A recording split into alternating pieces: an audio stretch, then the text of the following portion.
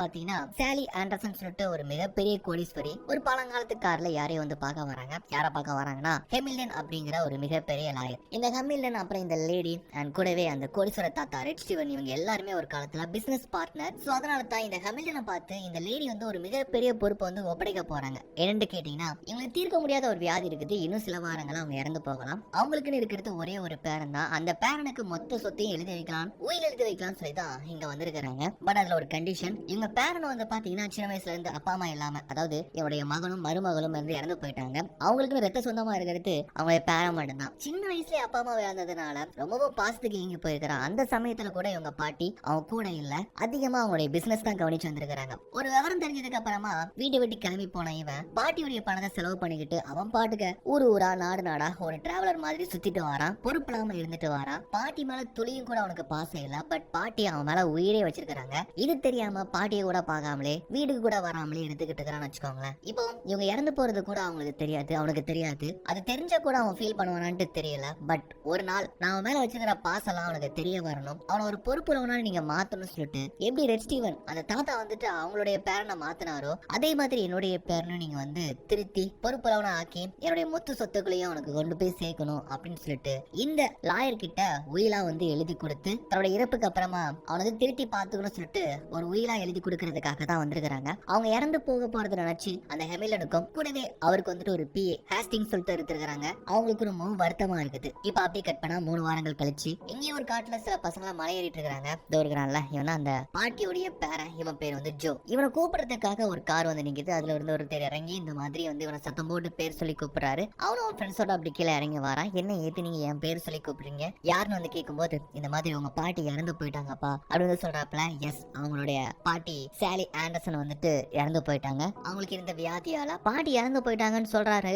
அவனுக்கு எந்த ஒரு வருத்தமும் கிடையாது. அதை நீங்க கால் பண்ணி சொல்ல வேண்டியதானே, என் நேரில் வந்து தான் சொல்லணுமா அப்படின்னு வந்துட்டு சாதாரணமா கேட்கிறான். பாட்டி இறந்ததை பத்தி எந்த ஒரு வருத்தம் துக்கம் அவனுடைய முகத்துல அந்த செய்தி கேட்டதுக்கு அப்புறமா இல்லப்பா, இந்த மாதிரி உங்க பாட்டி இறந்ததுக்கு அப்புறமா உன்னுடைய மொபைல் போன்ஸ் உன்னுடைய பேங்க் கார்ட்ஸ் எல்லாத்தையுமே நாங்க பிளாக் பண்ணிட்டோம். அதை அவனை நேரில் பார்த்து சொல்லிட்டு கூப்பிட்டு போகலான்னு வந்துருக்கிறேன் அப்படின்றது இந்த மாதிரி சொல்றாப்ல. பாட்டி இறந்தா எதுக்கு என்னுடைய பேங்க் கார்ட்ஸ் நீங்க வந்து பிளாக் பண்ணணும், அதை பத்தி இப்ப பேசுறதுக்கு நேரம் இல்ல, இப்ப இறுதி அஞ்சலிக்காக தான் அவனை கூப்பிடறதுக்காக வந்துருக்கிறோம், போலாமா அப்படின்னு சொன்னது அங்க அவன் ஃப்ரெண்ட்ஸ் அனுப்பி வச்சுட்டு அவரோட அங்க இருந்து கிளம்பி போறான். அப்படியே கட் பண்ணா இந்த பக்கமா நம்ம ஹெமில்டனை பாக்குறதுக்கு அவங்களுடைய பொண்ணு ஒருத்தங்க வராங்க. ஆக்சுவலா வந்துட்டு அவங்க ஒரு ஆர்மில இருப்பாங்க போல, ஒரு வெக்கேஷனுக்காக இங்க வந்திருக்காங்க. சோ அவங்க பேர் வந்துட்டு ஏஞ்சலியா. ரொம்ப நாளைக்கு அப்புறம் அப்பாவை பார்த்ததும் அவ்வளவு சந்தோஷமா இருக்குது. அண்ட் கூடவே ரொம்ப நேரம் தந்தைக்கும் மகளுக்கும் இடையே அந்த பாச போராட்டங்கள் தவிர்த்து அப்பா வந்து சொல்றாரு, இந்த மாதிரி உனக்கு ஒரு பொறுப்பான வேலை இருக்குமா இந்த வெக்கேஷன்ல, நீ எனக்காக அதை வந்து முடிச்சு கொடுக்கணும்னு வந்துட்டு இந்த மாதிரி சொல்லிட்டு இருக்கிறாப்ல. அவங்க வந்துட்டு ஓகேப்பா, எதுவா இருந்தாலும் உங்களுக்காக நான் முடிச்சு கொடுக்குறேன்ட்டு ஏஞ்சலியாவும் கூட சொல்லிட்டு இருக்காங்கன்னு வச்சுக்கோங்களேன். அப்படி கட் பண்ணா இந்த பக்கமா ஒருத்தர் வந்துட்டு காமிக்கிறாங்க. இது யாருன்னு கேட்டீங்கன்னா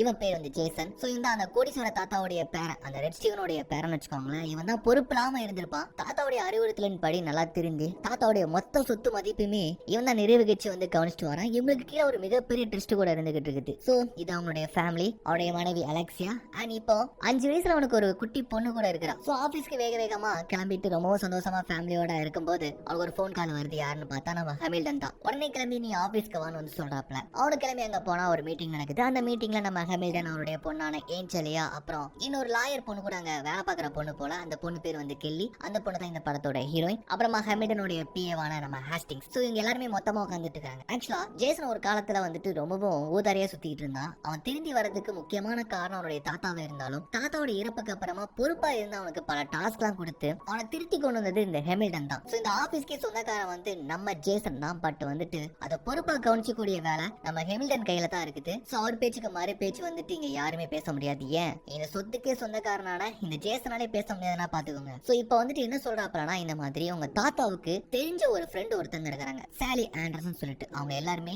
என்னுடைய பார்ட்னர். அவங்க இப்ப வந்து இறந்து போயிட்டாங்க. அவங்களுடைய பேரை வந்து இந்த மாதிரி பொறுப்பு இல்லாம ஊர் ஊரா சுத்திக்கிட்டு இருக்கிறான். அவங்க இப்ப இறந்து போயிட்டாங்க. அவங்க இறக்குறதுக்கு முன்னாலே என்கிட்ட அந்த சொத்துக்கெல்லாம் தன்னுடைய பேரனுக்கு போய் சேரணும்ட்டு உயிர் எழுதி வச்சிருக்காங்க. பட் வந்துட்டு உங்க தாத்தா மாதிரி சில கண்டிஷன்லாம் வந்து போட்டுக்கிறாங்க அப்படின்னு வந்து சொல்லிட்டு இருக்கிறாப்ல.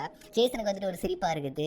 அக்கா அடுத்த ஒருத்தர் சிக்கிட்டானா வச்சு செய்ய போறீங்களா அப்படின்னு தெரிகிறான். ஏன்னா இவன் எந்தெந்த டாஸ்க் எப்படி எல்லாம் கஷ்டப்பட்டு செஞ்சான் அப்படிங்கிறது அவனுக்கு தெரியும்ல. அதனால அப்படி சொல்லிக்கிட்டு இருக்கிறான். எப்படின்னு தெரியல, அவங்க தாத்தா உனக்கு பண்ண வேலையை வச்சு அவங்க பார்த்து இப்ப அவங்க பேரனுக்கு வந்து பண்ண போறாங்கன்னு நினைக்கிறேன். பாவம் அந்த அம்மா இறக்குறதுக்கு முன்னாலே இந்த மாதிரி ரொம்ப வருத்தப்பட்டு அவங்க பேரனை பத்தியும் அவன் பொறுப்பில்லாம இருக்கிறத பத்தியும் தான் மேல பாசமே வச்சுக்காம இருக்கிறதையும் நினைச்சு வருத்தப்பட சொன்னாங்க. அவனை எப்படியாச்சும் திருத்தி கொண்டு வரணும், அந்த பொறுப்பை என்கிட்ட கொடுத்தாங்க. இப்ப இந்த பொறுப்பை நான் அவங்க 3 பேர்கிட்டயும் வந்து கொடுக்க போறேன். அதாவது நம்ம ஜேசன், அவங்க பொண்ணான ஏஞ்சலியா, அப்புறம் கூடவே அந்த கெல்லின்னு சொல்லிட்டு ஒரு பொண்ணு இருக்கிறாள் நம்ம ஹீரோயின், இவங்க 3 பேர்கிட்டயும் வந்து இந்த கொடுக்குறாப்ல. இந்த மாதிரி அவங்க இறுதி அஞ்சலி நடக்குது. அதுக்கப்புறம் அவங்க பேரன் வருவான். அந்த உயில இருக்கிற மாதிரி அவங்க கிட்ட ஒரு சில கண்டிஷனா வந்து சொல்லுங்க, அதுக்கு அவன் கட்டுப்பட்டா இருக்கிற மொத்த சொத்துமே அவனுக்கு போய் சேரும். அப்படி ஒருவேளை என்னால முடியாது, இயலாது அப்படின்னு சொன்னானா அவனுக்கு ஒரு நயா பைசா கூட போய் சேராது அப்படிங்கறதையும் அவனுக்கு சொல்லி புரிய வச்சு அங்க பாட்டி போட்ட அந்த விதிமுறைகளுக்கு கொண்டு வாங்க, அப்படிலாம் விட்டுருங்கன்னு சொல்றாப்ல. ஆக்சுவலா அவங்க பாட்டி போட்ட அந்த டாஸ்க்லாம் வந்து பாத்தீங்கன்னா கம்ப்ளீட் பண்றது மட்டும் இல்லாம இந்த 3 பேருக்குமே வந்து திருப்திகரமா இருக்கணும். அப்படி இருந்தா மட்டும்தான்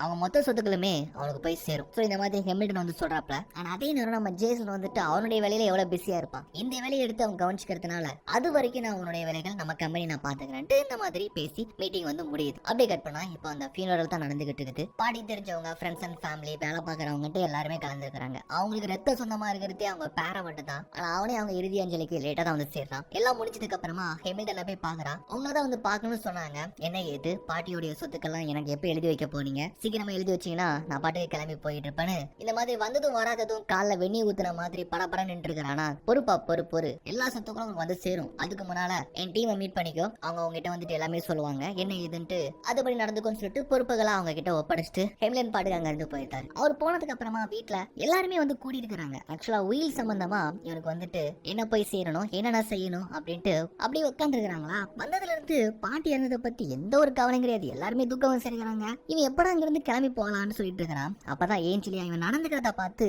அவன் கேரக்டரே வந்து அவங்களுக்கு பிடிக்கல. இந்த மாதிரி பாட்டி 300 பக்கங்கள் கொண்ட ஒரு உயில் வந்து எழுதி ஒரு புக்லெட் மாதிரி வச்சிருக்காங்க. அதுக்கான காப்பி எடுத்து தூக்கி போடுறாங்க. அவனுக்கு ஒண்ணுமே வழங்கல. அப்ப பக்கத்துல இருக்கக்கூடிய கேள்வி வந்துட்டு, இங்க பாருங்க ஜோ, உங்க பாட்டி உங்களுக்காக நேரடியா எந்த சொத்துக்களையுமே வந்து கொடுத்து வைக்கல, நீங்க ஒரு சில கடமைகள் முடிக்கணும்னு சொல்லிட்டு கேள்வி வந்து சொல்லி முழுசா முடிக்கிறதுக்குள்ளேயே தெரியும் எங்க பாட்டி எனக்குன்ட்டு எதுவும் வச்சிருக்க மாட்டாங்க, டெஸ்ட்டுக்கு எழுதி வைப்பாங்கன்ட்டு நல்லாவே தெரியும். இந்த வீடாச்சும் எனக்கு இருக்கட்டும், இடத்த காலி பண்ணுங்கன்னு சொல்லிட்டு அவன் பாட்டுக்கு கோவத்துல எழுந்து போறான். உள்ள போனவன் நேரா ரூம்ல போயிட்டு சத்தமா பாட்டை வச்சு கேட்டுட்டு இருக்கிறானா. அப்ப இவங்க 3 பேருமே போறாங்க. பயங்கரமா கோவத்துல கத்துறான். ஆக்சுவலா வந்துட்டு பாட்டி இறந்ததுக்கு அப்புறமா இவன் பேங்க்ல இருந்த $5 மில்லியன் வந்துட்டு ஆட்டோமேட்டிக்கா பாட்டியோட அக்கௌண்ட்டுக்கே டிரான்ஸ்பர் ஆயிடுச்சு. சோ அதை பத்தி கேக்குறாங்க. பாருங்க, உங்க பாட்டி வந்துட்டு இறந்ததுக்கு அப்புறமா இருக்கக்கூடிய மொத்த சொத்துக்களுமே அவங்க ட்ரஸ்ட்டுக்கு கீழே தான் வந்திருக்குது. அவங்க இந்த மாதிரி ஒரு கண்டிஷன் கொடுத்துக்கிறாங்க, 1 வருஷம் நீங்க இந்த வீட்டுல இருந்து அவங்க செய்ய சொல்லி இருக்கிற சில வேலைகள் நீங்க வந்து செய்யணும். அது வந்து எங்களுக்கு திருப்திகரமா இருந்துச்சுன்னா உங்க பாட்டியோட மொத்த சொத்துக்களுமே உங்களுக்கு வந்து சேரும் அப்படின்னு சொல்றப்ப ஆக்சுவலா யாருக்கு தான் பணத்தோட ஆசை விட்டுச்சு. இவன் பயங்கரமா கோவப்படுறான். வந்தமா பாட்டியோட சொத்தை நம்ம பேருக்கு மாத்திரமா, கிளம்பணுமா, ஊரா சுத்துறமா, செலவழிச்சோமா,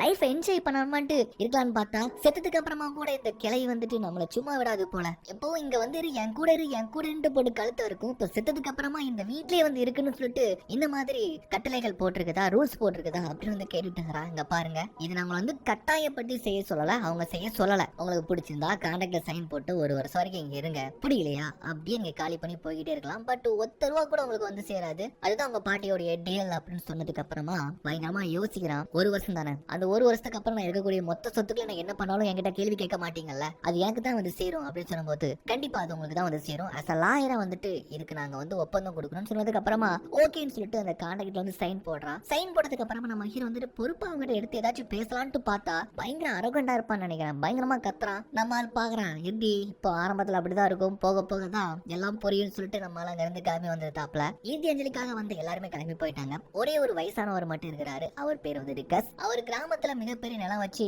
நிறைய வேலிகள்லாம் போட்டிருக்கிறாரு. அவரை வச்சு அவனுக்கு முதல் டாஸ்க் வந்து கொடுக்க போறாங்க. எல்லாருமே ரவுண்டா டேபிள் உட்காந்துருக்காங்க. ஒவ்வொருத்தங்களா வந்து அறிமுகப்படுத்திக்கிறாங்க. நம்ம ஹீரோ ஏஞ்சலியா, அப்புறம் வந்து கெல்லி, கஸ்ன்னு சொல்லிட்டு எல்லாருமே அறிமுகப்படுத்திக்கிறாங்க. உனக்கு முதல் வேலை என்ன தெரியுமாப்பா, உங்க பாட்டியோடைய சமாதியை வந்து கட்டணும்னு சொல்லிட்டு இந்த மாதிரி மண்வெட்டி கோளாரி எல்லாம் ஒரு வண்டியில எடுத்து போட்டு அவனு நேரா பாட்டியோட சமாதிக்கு வந்து கூப்பிட்டு போயிட்டு அங்க சமால் கட்டக்கூடிய ஒரு பிளான் ஒண்ணு போட்டுட்டு இருக்கிறாப்ல நம்ம கஸ் வந்துட்டு. கஸ்க்கு வந்துட்டு இதுல நிறைய அனுபவம் இருக்குது. ஆக்சுவலி என்னுடைய சமாதி கூட இவங்களுடைய மிகப்பெரிய தோட்டத்தை வீடு பக்கமா தான் இருக்குதுன்னு வச்சுக்கோங்க. அங்கதான் பிளான் போட்டுருக்காங்க. இந்த பிளான் வந்துட்டு அவனுக்கு உடன்பாடு இல்ல. யாருக்கு, ஜோக்கு வந்துட்டு இதுக்கு முன்னாடி இதே மாதிரி இருந்து நம்ம ஜேசன் கூட ஒரு தெளிவு இல்லாம ஒரு மங்குனி மாதிரி இருந்தா வச்சுக்கோங்களேன் அப்படிதான் சொல்ல முடியும். பட் இவன் அப்படி கிடையாது. இவன் பயங்கர தெளிவுங்க. நிறைய அனுபவங்கள் இருக்குதுன்ட்டு அவனை பார்க்கும்போது தெரியுது. நம்ம கஸ் போட்ட பிளானே வந்துட்டு இது நல்லா இல்ல, இதுக்கு மாற நான் இன்னொரு பிளான் போடுறேன்ட்டு கன்ஸ்ட்ரக்ஷன் ஒர்க்லாம் தெரிஞ்ச மாதிரி பண்ணிட்டு இருக்கிறான். பார்க்க கொஞ்சம் வியப்பாவே இருக்குது. அதுல கூட இருக்கிற திரும்ப கெல்லி அவங்க கூட சேர்ந்துக்கிட்டு சின்ன வேலைகள்லாம் பார்த்துக்கிட்டு இருக்கிறா. வேலைகள்லாம் முடிச்சதுக்கு அப்புறமா ஒரு சின்ன ரெஸ்டாரண்ட் உட்காந்து நம்ம ஹீரோவும் ஜேசன் உட்காந்து சாப்பிட்டு இருக்காங்க.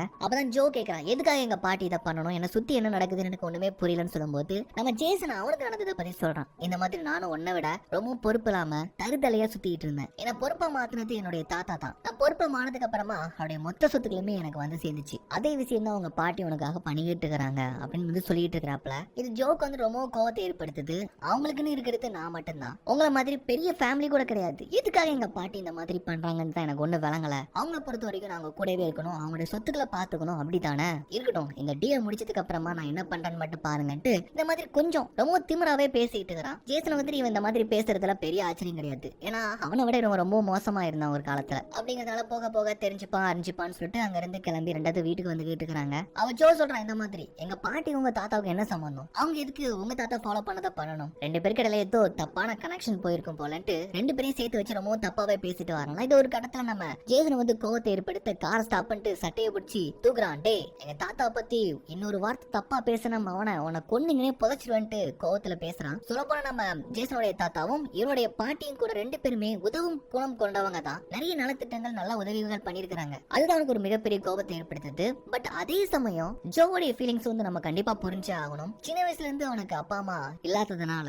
அன்புக்கு பாசத்துக்கு ரொம்ப தவிச்சு போயிருக்கிறான். பட் அவனுடைய பாட்டி வந்து அவன் கூடவே இல்லாதது தான் அவனுக்கு இன்னும் வரைக்குமே அது உறுத்தி ஒரு கோபத்தை ஏற்படுத்துதுன்னு சொல்லலாம். அதை பத்தி அவன் சொல்லும் போது இதையும் நம்ம ஜேசனால புரிஞ்சுக்க முடியுது. ரெண்டு பேருடைய வாக்குவாதத்தையும் அங்கேயே முடிச்சுட்டு அப்படியே வீட்டை வந்து இவனை ட்ரா பண்றானா. அப்ப ஜோ கேக்குறான், இந்த மாதிரி எங்க பாட்டி வந்துட்டு எனக்கு கொடுத்த டாஸ்க் எல்லாம் இந்த ஒரு வருஷம் முடியறதுக்குள்ள நான் செஞ்சு முடிச்சா நான் இங்க இருந்து போயிடலாமா, என்ன விட்டுருவீங்களான்னு வந்து கேக்குறான். ஆக்சுவலா சொல்ல போனா இவனுக்கு இந்த கொஞ்ச நாளை வந்துட்டு ஏதோ சிறைவாசமா இருந்த மாதிரி ஃபீல் ஆகுதுன்னு நினைக்கிறேன். ஏன்னா ஊரா சுத்தனவனாச்சுல இப்படி ஒரு மிகப்பெரிய வீட்டுல 4 செவத்துக்குள்ள இருந்த மாதிரி தான் அவன் வந்து உணர்தான் நினைக்கிறேன். என்ன விட்டுருவீங்களான்னு தான் கேக்குறான். நம்மள வந்துட்டு ஒப்பந்தம் படி அதுல என்ன போட்டிருக்கோ அதை மட்டும் தான் நீ பண்ண முடியும். அதுக்கு முன்னால இந்த கார்டை வச்சுக்கோ, இது உன்னுடைய செலவுக்காக கிடையாது, உங்க பாட்டியுடைய சமாதியில மெமோரியல் கட்டுறல அதுக்கான செலவுக்காக மட்டும் தான் நீ யூஸ் பண்ணணும். இதுல ஒத்தரவு கூட உனக்காக யூஸ் பண்ணா ஒப்பந்தம் வந்து நிராகரிக்கப்படும் சொல்லி இந்த மாதிரி ஒரு கண்டிஷனோட தான் அந்த கார்டை வந்து கொடுக்குறான். அப்புறம் பாட்டி எழுதி கொடுத்த அந்த ஒப்பந்த டைரி எல்லாம் எடுத்து வந்து வாசிக்கிறாப்ல. எப்படியாச்சும் இங்க இருந்து வெளியேறணும் அப்படிங்கிற ஒரு நோக்கம் தான் இருக்குது. அப்படியே சில நாட்கள் கடந்து போகுது. எல்லாருமே பிரேக்ஃபாஸ்ட் சாப்பிட்டு இருக்காங்க. பட் நம்ம ஜோ மட்டும் பாத்தீங்கன்னா எப்படியாச்சும் பாட்டியோடைய கல்லறை அந்த வேலைகள் எல்லாம் முடிக்கணும்னு சொல்லிட்டு ஜேசிபி எல்லாம் கொண்டு வந்து வேலைகள் பார்த்துட்டு இருக்கிறான். கஸ் கூட சொல்றாரு, பையன் பாக்குறதுக்கு அவ்வளவு மோசமான அவன் மாதிரி தெரியலையே, நான் தான் வேலை பாக்குறான், பொறுப்பா தான் இருக்கிறான். பட் ஜேசன் உன் அளவுக்குலாம் இல்லப்பா,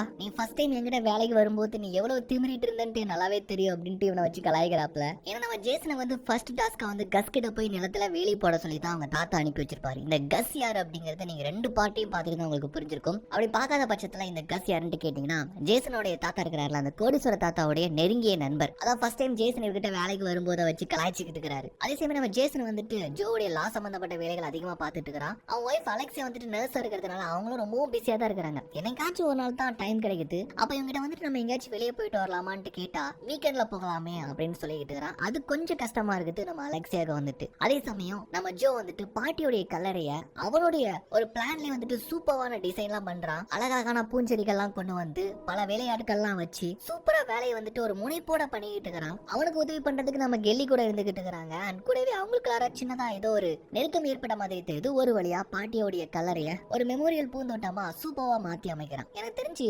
ஜோக்கு வந்துட்டு ஏகப்பட்ட டேலண்ட் இருக்குது. பட் இருந்தாலும் எதுக்காக இது எல்லான்ட்டு வந்துட்டு நம்ம ஒரு பக்கம் யோசிக்கும் போது பாட்டியை பத்தி அவங்க உண்மையா என்னன்னு தெரிஞ்சுக்கணும், அவங்க அவன் மேல வச்ச பாசம் நேசம் இது எல்லாம் புரிஞ்சுக்கணும் அப்படிங்கிற நோக்கத்துக்காக தான் இது எல்லாமே பண்றாங்க. அதையும் தவிர்த்து அவங்க வசிச்ச இடத்துல அவனும் வந்து இருக்கணும். அப்பமாச்சும் பாட்டி மேல பாசம் வருமான்ட்டு நினைச்சிருப்பாங்களா என்னன்னு தெரியல. கூடவே அவனுடைய கையாலே அவங்க சமாள வந்து கட்ட வச்சிருக்காங்கல்ல, இதுவும் அவங்களுக்கு ஒரு ஆத்மா சாந்தியரை வைக்கக்கூடிய ஒரு திருப்திகரமான ஒரு விஷயமா இருக்கும்னு நினைச்சிருப்பாங்களோ என்னவோ. சோ அவங்க எதிர்பார்த்த மாதிரி கஷ்டப்பட்டு இவனே இந்த மெமோரியல வந்து கட்டி முடிக்கிறான். அப்புறம் அந்த கல்லறையில ஹெட் ஸ்டோன் இருக்கு தெரியுமா, அதுக்கு பின்னால லாக்கர் மாதிரி இருக்குது, அது என்னன்னு தெரியல, அப்படியே ஒரு மாதிரி பாக்குறான். அப்புறம் இவன் கட்டி முடிச்சது எல்லாருக்குமே ஒரு சாட்டிஸ்ஃபை தான் இருக்குதுன்னு வச்சுக்கோங்களேன். சாப்பிட்டு முடிச்சதும் அப்படியே கீழே வந்தா இங்க ஜேசன் பாட்டுக்கு மொபைல் போன் யூஸ் பண்ணிக்கிட்டு இருக்கிறான். எனக்கு வீட்டுலாம் போக மாட்டீங்களா, இங்கே தான் கத்திட்டு இருக்கிறீங்க, பொன்னாடி குழந்தைகள் போய் பாக்குறது கிடையாதா அப்படின்னு வந்து கேட்டுட்டு இருக்க.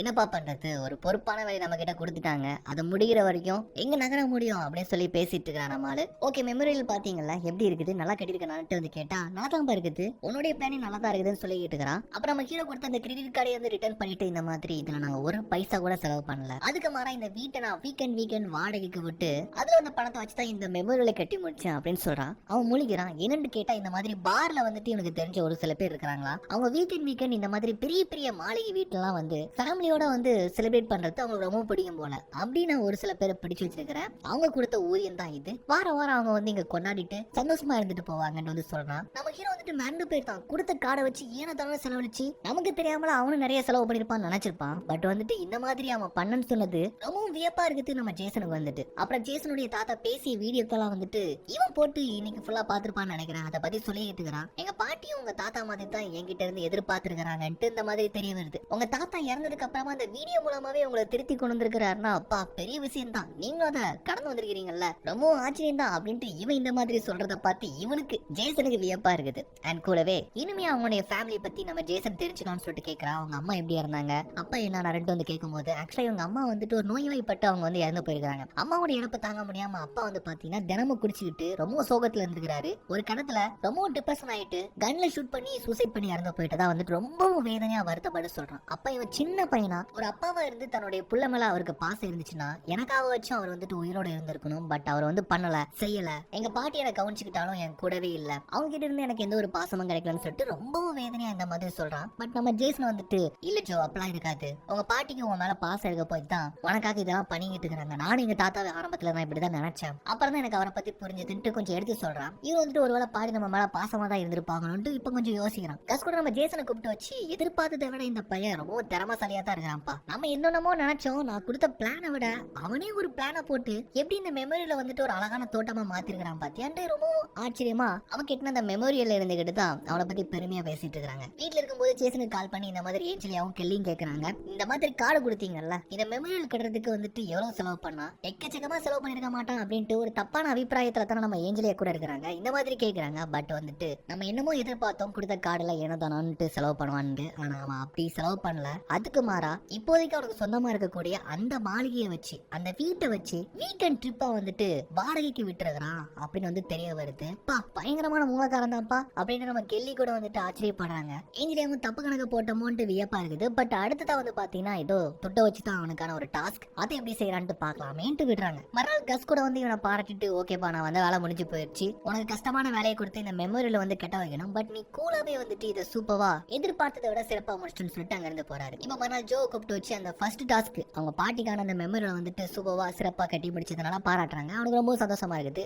இப்ப ரெண்டாவது டாஸ்க் என்னன்னு கேட்டீங்கன்னா பணம் சம்பாதிக்கணும், அந்த சம்பாதிச்ச பணத்தை வந்துட்டு கஷ்டப்படுறவங்களுக்கு வந்து உதவி பண்ணணும், அதுதான் கான்செப்ட். சோ அதனால ஒரு ரெண்டு பேரும் வந்து கூப்பிட்டு வராங்க. ஒருத்தன் பேர் மேக்ஸ், இன்னொருத்தன் பேர் வந்து ஸ்டீவ். இவங்க ரெண்டு பேருமே சிங்கர் ஒரு பேண்ட் ஒன்று நடத்திட்டு வராங்க, ரொம்ப ஃபேமஸான ஒரு பேண்ட் போல. சோ இப்போ இவங்கள வச்சு என்ன பிளான் கேட்டீங்கன்னா நம்ம ஏஞ்சலியா வந்துட்டு இவங்கள இங்க ஒரு கான்செப்ட் நடத்தி அந்த கான்செப்ட்ல வர பணத்தை வச்சு ராணுவத்தால கை கால் இழந்த ராணுவ வீரர்களுக்கு வந்து உதவி பண்ண போறாங்களாம். அதுக்கு வந்து நம்ம ஜோ உதவியா இருக்கணும், கொஞ்சம் கஷ்டப்பட்டு மெனக்கெட்டு வேலை எல்லாம் பார்க்க வேண்டியதா இருக்கும்னு சொல்றாப்ல. அதுல அவனுக்கு வந்துட்டு ஓகே தான். பட் வந்துட்டு எங்க இங்க கான்செப்ட் நடத்த போறீங்கன்னு வந்து கேள்வி கேட்கும்போது தான் அவனுடைய முகம் மாறி போகுது. அதாவது இவங்க வீட்டை வந்து ரைடிங் ஹால் சொல்லிட்டு ஒரு ஹால் இருக்குது, அதாவது குதிரைக்கெல்லாம் ட்ரைனிங் கொடுப்பாங்க தெரியுமா, அந்த மாதிரி ஒரு ஹால். அங்கதான் வந்து நாங்க வந்து கான்செப்ட் நடத்த போறோம், எக்கச்சக்கமான மக்கள் கூட்டம் கூடலாம், அதன் மூலமா நிறைய வருமானம் வரலாம், அதை உதவி பண்ணலாம்னு சொல்றாப்ல. நம்ம ஜோ வந்துட்டு அதுக்கு கொஞ்சம் தயங்குறான், என்னன்னு தெரியல. அப்படி இந்த ரைடிங் ஹாலுக்கு வந்து பார்வையிடுறதுக்காக மொத்தமா போறாங்க.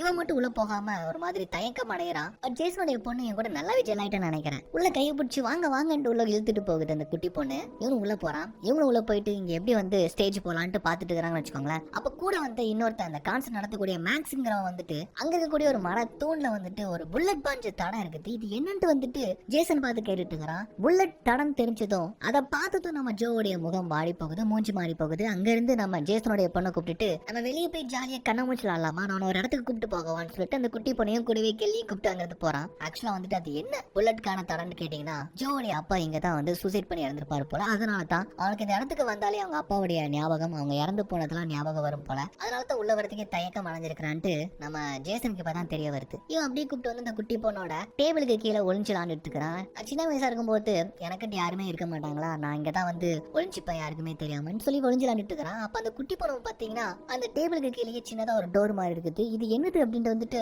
அவரை வந்து காமிச்சதும் அது தொடர்ந்து பார்த்தா அதுக்குள்ளார ஒரு கீ ஒன்று இருக்குது. அது என்ன கீன்னு தெரியல, அதை எடுத்து வச்சுக்கிறான். அந்த நேரத்துல நம்ம ஜேசன் வந்ததும் என்ன ஏது எதுக்காக அங்க இருந்து வந்துட்டு எனக்கு தெரியுது, உங்க அப்பா அங்க தானே சூசைட் பண்ணி இறந்து போனாரு, அந்த புல்லட் தரத்தை நான் பார்த்தேன்ட்டு வந்து சொல்லிட்டு இருக்கிறான். சோ இப்பதான் கூட இருக்கிற கெல்லிக்கே வந்து தெரியுது இவங்க அப்பா வந்துட்டு சூசைட் பண்ணி தான் இறந்து போயிட்டாருன்னு சொல்லிட்டு அவளை நினை கேட்டுட்டு இருக்கிறா. இவங்க கூட சொல்றாங்க பாரு இன்னும் அதே பத்தி நினைச்சுக்கோ, ஏன் ஒன்னும் ஒப்பேராது, அதுல இருந்து மீண்டு வரணும். எங்க அப்பாவும் தான் இறந்து போனாரு, நான் அதுல இருந்து மீள முடியாம இருந்தேன். பட் ஒரு கடத்துல இதுதான் வாழ்க்கைன்னு நான் தெரிஞ்சதுக்கு அப்புறம் எங்க தாத்தாவுடைய அறிவுறுத்தலின் படி நான் வந்து கொஞ்சம் கொஞ்சமா மாறினேன், நீ அதே போல நினைச்சிட்டு இருக்காதான்னு சொல்லிட்டு இந்த மாதிரி அவனுக்கு கொஞ்சம் ஆறுதல்படுத்தி சொல்லிட்டு போறான். அப்புறம் ராணுவத்துல வந்துட்டு கை கால் இழந்தவங்களா இருப்பாங்கல்ல, அந்த மாதிரி ஒரு ஹாஸ்பிட்டலுக்கு வந்துட்டு நம்ம ஏஞ்சலியா தான் கூப்பிட்டு போறா. அங்க மைக்கேல்னு சொல்லிட்டு ஒருத்தர் இருக்கிறாரு போல, அவர் ஒரு காலை இறந்து போயிருந்துட்டு இருக்காரு. ஆக்சுவலா நம்ம ஏஞ்சலியா கூட பணி புரிஞ்சவர் தான் நினைக்கிறேன். சோ கான்செப்ட்ல மட்டும் நல்லா பணம் பார்த்தான்னு வச்சுக்கோங்களேன் அந்த பணத்தை வச்சு கால் கை இழந்தவங்களுக்கு பிளாஸ்டிக் கால் கையில வந்து நம்ம பொருத்தலாம்ட்டு சொல்லிட்டு இருக்கிறாப்ல. ஜோ ரொம்ப அனுதாபப்பட்டு அவர்கிட்ட போய் பேச்சு கொடுக்குறான். இத்தனை நாள் இந்த ஹாஸ்பிட்டல்ல ரொம்ப தனிமையில இருந்திருப்பாரு, வாழ்க்கையை வெறுத்து போயிருந்திருப்பாரு. அவர்கிட்ட ரொம்ப சகஜமா பேசி உங்க கையை காட்டுங்க அப்படின்னு சொல்லிட்டு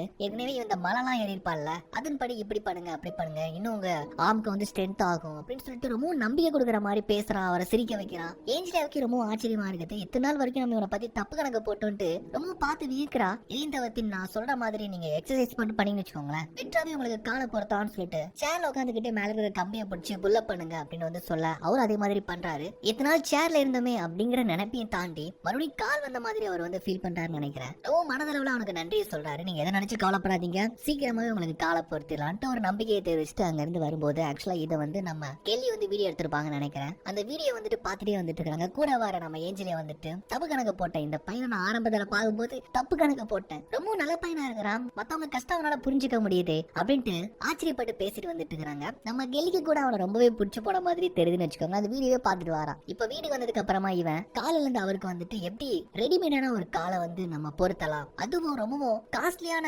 பிளாஸ்டிக் காலா இருக்கும் தெரியுமா, அதெல்லாம் வந்துட்டு வெப்சைட்ல வந்து சர்ச் பண்ணி பார்த்துட்டு இருக்கிறான். அதோட ரேட்லாம் அதிகமா இருக்குது. பட் என்ன ஆனாலும் பரவாயில்ல, இந்த மாதிரி பாதிக்கப்பட்டவங்க எல்லாத்துக்குமே கான்செப்ட்ல வரக்கூடிய பணத்தை வச்சு சரி பண்ணணும் அப்படிங்கிற ஒரு முனைப்பு அவனுக்கு ஏற்படுது. அதனால அந்த கான்செப்டை வந்துட்டு இன்னும் மக்களுக்கு பரப்பணும், அட்வர்டைஸ்மெண்ட் பண்ணணும்னு சொல்லிட்டு அதுக்காக வந்து பாத்தீங்கன்னா இவனே வந்து நிறைய இடங்கள்ல போஸ்டர் வந்துட்டு ஓட்டுறான், நிறைய பேருக்கு வந்துட்டு பரப்புறான். எவ்வளவு கஷ்டப்பட்டு அதுக்காக உழைக்க முடியுமோ, வேலை பார்க்க முடியுமோ, ரொம்பவும் கஷ்டப்பட்டு வேலை பார்த்து அந்த கான்செப்ட் நடத்துறதுக்கான எல்லா வேலைகளையும் பார்த்து ஏற்பாடுகள்லாம் பண்றான். ஒருவேளை அந்த கான்செப்ட் நடக்குது, எக்கச்சக்கமான மக்கள் கலந்துக்கிறாங்க. குறிப்பா அதுல பாதிக்கப்பட்ட ராணுவ வீரர்கள் வந்து கலந்துக்கிறாங்க. பாட்டெல்லாம் சும்மா தெறிக்க விட்டாங்கன்னு வச்சுக்கோங்களேன், மக்கள் நல்லா என்ஜாய் பண்றாங்க. அதன் மூலமா நல்ல பணமும் சம்பாதிக்கிறாங்க. சோ கான்செப்ட் முடிஞ்சதுக்கு அப்புறமா நம்ம ஹீரோவும் சேஸ் உட்காந்து பேசிட்டு இருக்காங்க. சோ எதிர்பார்த்ததை விட எக்கச்சக்கமான பணம் வந்துட்டு இப்ப இதன் மூலமா அவங்களுக்கு வருமானமா கிடைச்சதுன்னு வச்சுக்கோங்களேன். இதுல கண்டிப்பா கான்செப்ட் நடத்துறவங்களுக்கு ஒரு பங்கு வேலை இருந்தாலும் கண்டிப்பா இது போய் மக்கள் கிட்ட சேர்றதுக்கு முக்கியமான காரணம் நம்ம ஜோக்கு தான் சொல்லணும். சோ ஜேசன் கூட அவனை வியந்து போயிட்டு பரவாயில்ல நீ ரெண்டாவது டாஸ்க்லயும் தேடிட்டப்பான்ட்டு சொல்லி இந்த மாதிரி பேசிட்டு இருக்கிறான். சோ கான்செப்ட் நல்லபடியா போனதுனால ஒரு பார்ல வந்து பாத்தீங்கன்னா நம்ம ஜேசன்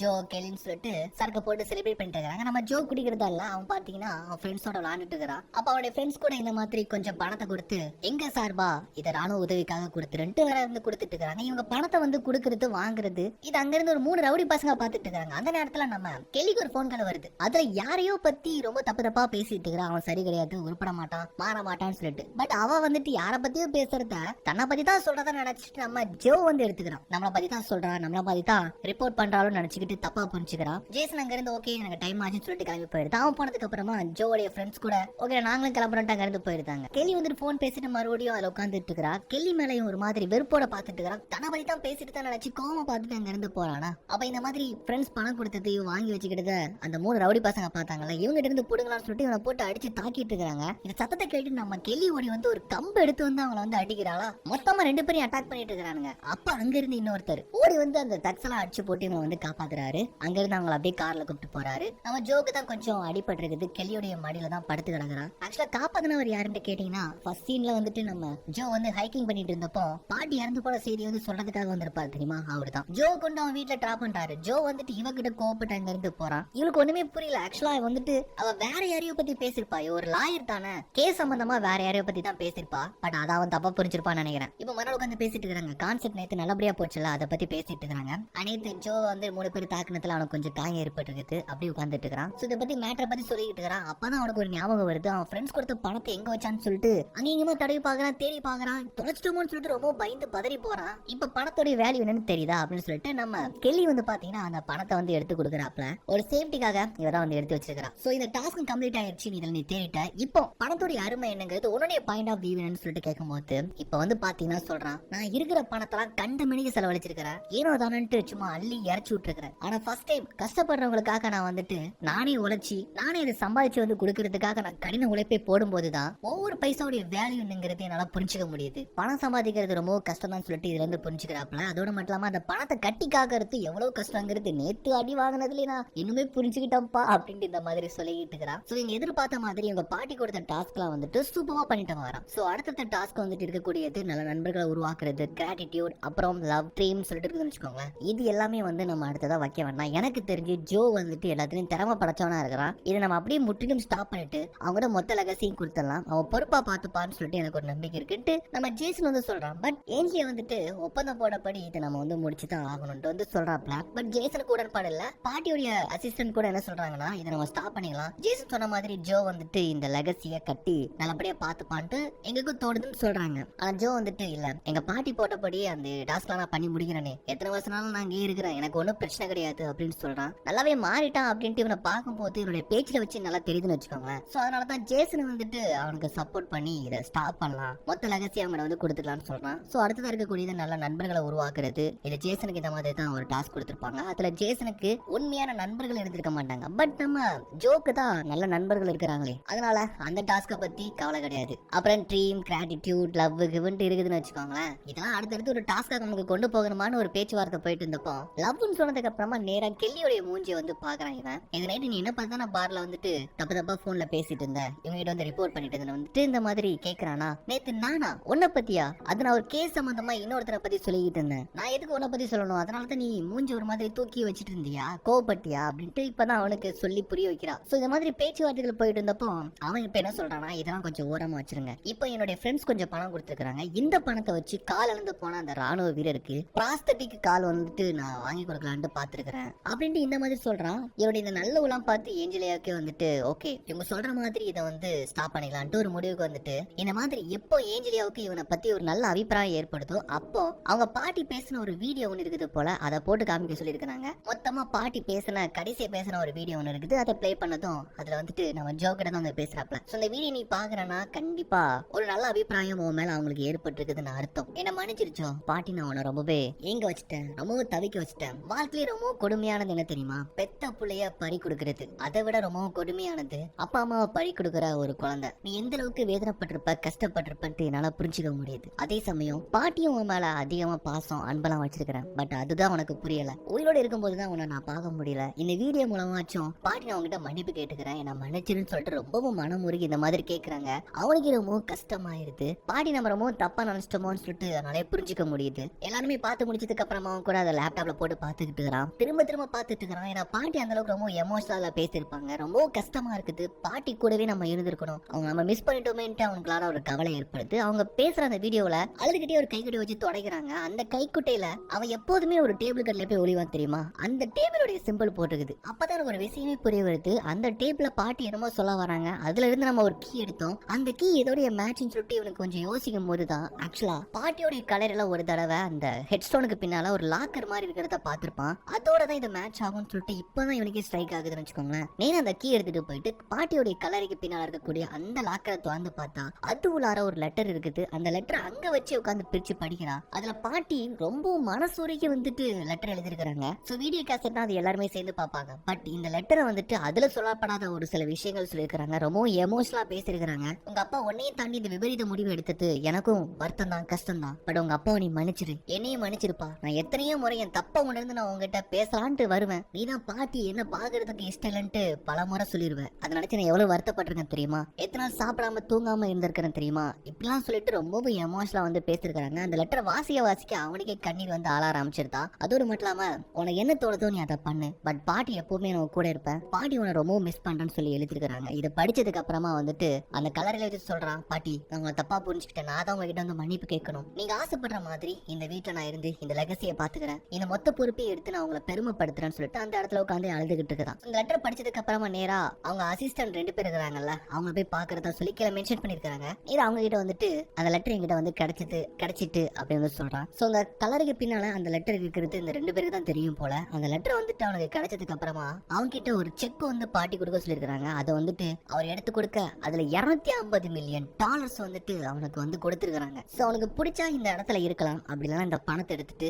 அவன் நினைக்கிற மாதிரி வாழ்க்கையை என்ஜாய் பண்ணலாம். சோ இது வந்துட்டு நம்ம ஜேசனுக்கு ஏஞ்சலியாவுக்கு யாருக்குமே தெரியாது. பாட்டி இது சீக்கிரட்டா அவங்க அசிஸ்டன்ட் இந்த 2 பேர்ட்டையும் வந்து கொடுத்து வச்சிருக்காங்க. சோ இதை எடுத்துக்கிட்டு நீ என்ன வேணாலும் பண்ணிக்கணும் வந்து சொல்றாப்ல. அப்படியே சில நாட்கள் கடந்து போகுது. இப்ப அவங்க வீட்லயே வந்துட்டு ஒரு பார்ட்டி ஒன்று வைக்கிறாங்க. அதுல நிறைய ராணுவ வீரர்கள் வந்து கலந்துக்கிறாங்க. அது போக நம்ம கேங்கும் சொல்லிட்டு நல்லா எல்லாருமே சேர்ந்து என்ஜாய் பண்ணிக்கிட்டு இருக்காங்க. சோ பாட்டி கொடுத்த அந்த $250 மில்லியன் $50 மில்லியன் பாட்டியோட அசிஸ்டன்ட் மூலமா ராணுவ வீரர்களுக்கே வந்துட்டு இவன் நிதியா கொடுக்குறான். இது எல்லாருக்கும் ரொம்ப பெருமையா இருக்குது. நம்ம கஸ், அவங்களுடைய வைஃப் ஜேசன் எல்லாருமே வந்துட்டு ரொம்ப பெருமைப்படுறாங்க. அப்படியே பாட்டி நல்லா போயிட்டு இருக்குது. இங்கதான் கெல்லிக்கு நம்ம ஜோ வந்து ப்ரொபோஸ் பண்ணி காதல் வெளிப்படுத்துறான். கெல்லி கூட இவனை தானே காதலிக்கிறான்னு சொல்லிட்டு 2 பேருமே இந்த இடத்துல சேர்ந்து போறாங்க. அப்படியே ஜோடியா டான்ஸ் ஆடிட்டு இருக்காங்க. சோ இந்த பாட்டுலாம் முடிஞ்சதுக்கு அப்புறமா இன்னும் சில நாட்கள் கடந்து போகுது. ஹெமில்டன் எங்கேயோ வெளியூர்ல இருக்கிறாரு. அப்போ நம்ம ஏஞ்சலியா போன் பண்ணி இந்த மாதிரி, அப்பா நீங்க கொடுத்த வேலையை நான் முடிச்சிட்டேன், பையன் தேடிட்டான்னு சொல்லும்போது 4 மாசம் தான் ஆகுது, அதுக்குள்ளேயே முடிச்சிட்டீங்கன்னா கேட்டா, அவன் 4 மாசத்துலயே பையன் வந்துட்டு ஒழுக்கமானவனா தேடிட்டான், மொத்த பொறுப்புலையும் அவன் ஏத்துக்கக்கூடிய பக்கம் அவனுக்கு வந்துருச்சு, அவன் பேருக்கு நாங்க வந்து மாத்திட்டோம் அப்படின்னு சொல்லிட்டு